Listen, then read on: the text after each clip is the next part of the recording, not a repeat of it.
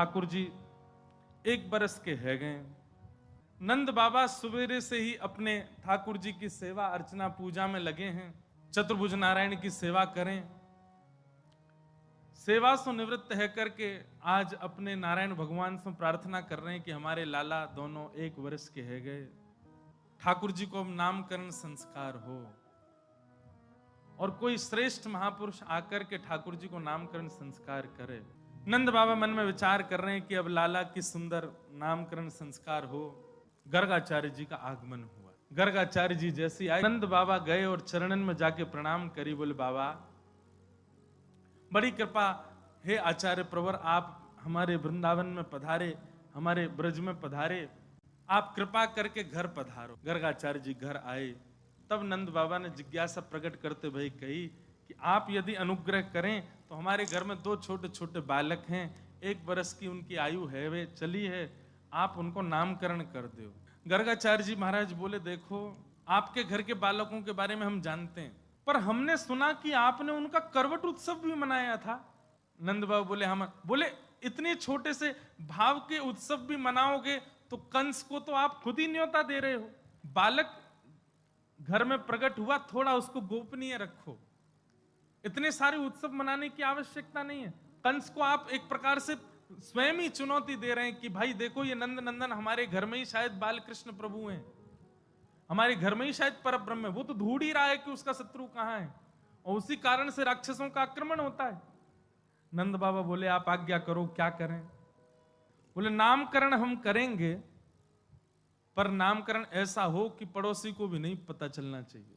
यशोदा मैया बोली एक ही तो लाला हमारो, वाक्य उत्सव में सब आमे नाचे गामे, यही तो हमारो मन करे।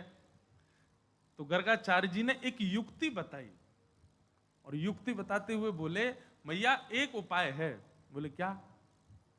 बोले अभी तक आपके यहां लाखों ब्रजवासी आयो करते, अब की बार एक काम करो, तुम्हारे घर में 9 लाख गैया हैं, गैयान को उत्सव मना दियो, गैयान के बीच में नामकरण करो। आपकी इच्छा रहे ना कि खूब लोग आवे, तो या बार गैयान को भंडारो करियो, कोई बाहर के लोगों को मत बुलाओ, गौशाला में लाला को नामकरण होना चाहिए। गर्गाचार्य जी ने कहा कल करेंगे हम नामकरण, मैया आज रात्रि यहीं रुकेंगे। मैया बोली आपकी सेवा में कोई कहा व्यवस्था करनी बताओ। बोले कछु ना, गोबर को चौका लगा दो, सामग्री दे दो, हम स्वयं बनाएंगे, अपने ठाकुर जी को भोग लगाएंगे, रात्रि शयन करेंगे, सुबह लाला को नामकरण। मैया ने सुंदर सुंदर सामग्री प्रदान करी। बाबा बनाओ, प्रेम से स्वयं बना के पाओ।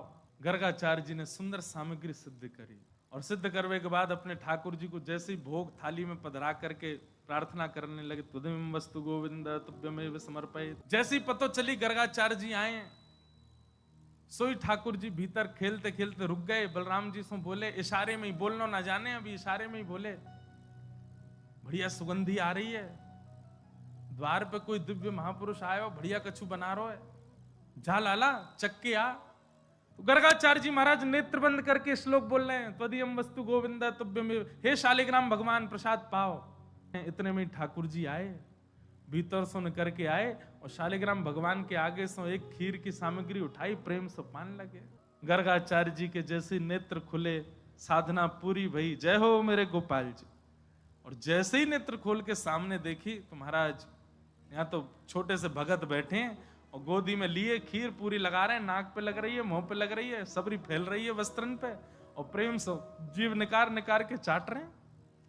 और गर्गाचार्य जी जब उनको देखने लगे, तो ठाकुर जी अपनी झूठे हाथ से ऐसे हाथ कर रहे हैं, लो बाबा तुम पाओ। गर्गाचार्य जी पहले तो मुस्कुराए, मैया ए तेरो लाला तो बड़ो उद्यमी, देखियो मेरे ठाकुर जी भोग झूठो कर दियो, हंस रहे थे। मैया बोली क्षमा करियो बाबा, मैं फिर से खीर की सामग्री आप फिर बना लो। ठाकुर जी को उठा करके भीतर, ठाकुर जी मन में सोचने लगे मैया पात्र तो संग में ही दे देती, ने के ही पायो पूरा पा ले, तो ठाकुर जी भीतर छोड़ दिए। बलराम जी बोले कैसी लगी लाला खीर? बोले बढ़िया ही, जोर की, लेकिन बाबा बड़ो खतरनाक है, मैया तो शिकायत कर दे बुला बुला के। कोई बात ना लाला, तू तो भक्त वत्सल है। अब दूसरी बार खीर बनाई, फिर से भोग लगा, जय हो ठाकुर जी क्षमा करियो, छोटे बालक ने आपको भोग झूठो कर दियो, अब के पाओ, त्वदीयम वस्तु गोविंद। दाऊ दादा देख ले, फिर बुला रहा हूं मैं। लाला तू चलो जा। बोले जाने मैया को बुलाया तो बोले मैया बुलावे तो तू पूतना वाले हाथ दिखाई दियो। ना पूतना वाले हाथ तो ना दिखाऊंगा, मेरो नामकरण करवे आयो है। ठाकुर जी गुटमुन चल के बाहर आ गए। फिर से खीर को पात्र उठा के पान लगे। गर्गाचार्य जी के नेत्र खुले तो अब के तो गर्गाचार्य जी को क्रोध आ गया।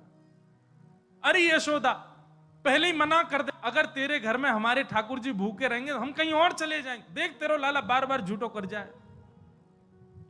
यशोदा मैया आई, बाबा क्षमा कर दो, लाला छोटो नटखट बहुत है। मैया ने ठाकुर जी पकड़ के कमरा में बंद कर दिए। गर्गाचार्य जी तीसरी सामग्री बना रहे हैं और बीच बीच में खिड़की की ओर देखते जा रहे हैं। खिड़की पे लदे भाई ठाकुर जी गर्गाचार्य जी को देख रहे हैं। बोले अब के बोला दारी के तो बताऊं मैं। गर्गाचार्य जी ने तीसरी खीर बनाई, अपने ठाकुर जी को पधराई। जय जय, अब की बार नहीं आवे वो बालक कमरा में, आप तो प्रेम से पाओ। हे शालिग्राम भगवान, त्वदीयम वस्तु गोविंद तुभ्यम एव समर्पयेत्। ठाकुर जी तो नीचे उतर करके आए, किवाड़ विवाड़ खोल करके बाहर निकल आए और अब तो क्रोध में ही है, भौं चढ़ी हुई है ठाकुर जी की। और थाल में से खीर को पात्र उठा के गोद में बैठ गए और अब तो आवाज कर करके खाने लगे कि इनकी आंख खुले। और जैसे ही पान लगे, गर्गाचार्य जी ने पकड़वे के काजे समझ गए, बोले बालक आ गया। जैसे ही नेत्र खोले और पकड़नी चाहिए, नन्हे से गोपाल जी की 4 भुजा प्रकट है गई। 2 भुजान से तो खीर को पात्र पकड़ रखो है और 2 भुजान से ठाकुर जी एक एक भुजा में खीर भर भर के दोनों भुजान से पा रहे हैं। और एक भुजा से स्वयं पा रहे हैं, दूसरे भुजा से गर्गाचार्य जी की दाढ़ी में लगा रहे हैं। ले बाबा, गर्गाचार्य जी के नेत्र सजल हो गए। जय हो पर ब्रह्म परमात्मा परमेश्वर, मैं आपके रूप को पहचान नहीं पाया। भगवान बोले गर्गाचार्य जी, हमने आपको अपना रूप इसलिए दिखाया, आप त्रिकाल दृष्टि हो, आप त्रिकालदर्शी हो। आप हमारे कल जन्म कुंडली देखते, हमारे ध्यान करते तो आपको पता ही चल जाना था कि मैं पर ब्रह्म हूं। लेकिन मैया को मत बताना। गर्गाचार्य जी बोले नहीं बताएंगे।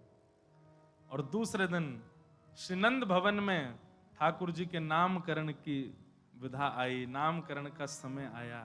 पहले नामकरण किसका किया? बड़े बेटा का। क्या नाम रखा? बोले राम। लेकिन बल की अधिकता होने के कारण पूरा विश्व इनको बलराम कहकर के बुलाएगा। आपके बड़े लाला को नाम राम है और दूसरे लाला को नाम हम कृष्ण रख रहे हैं, पर ये अनेक नाम सुन जानो जाएगो। गर्गाचार्य जी ने नामकरण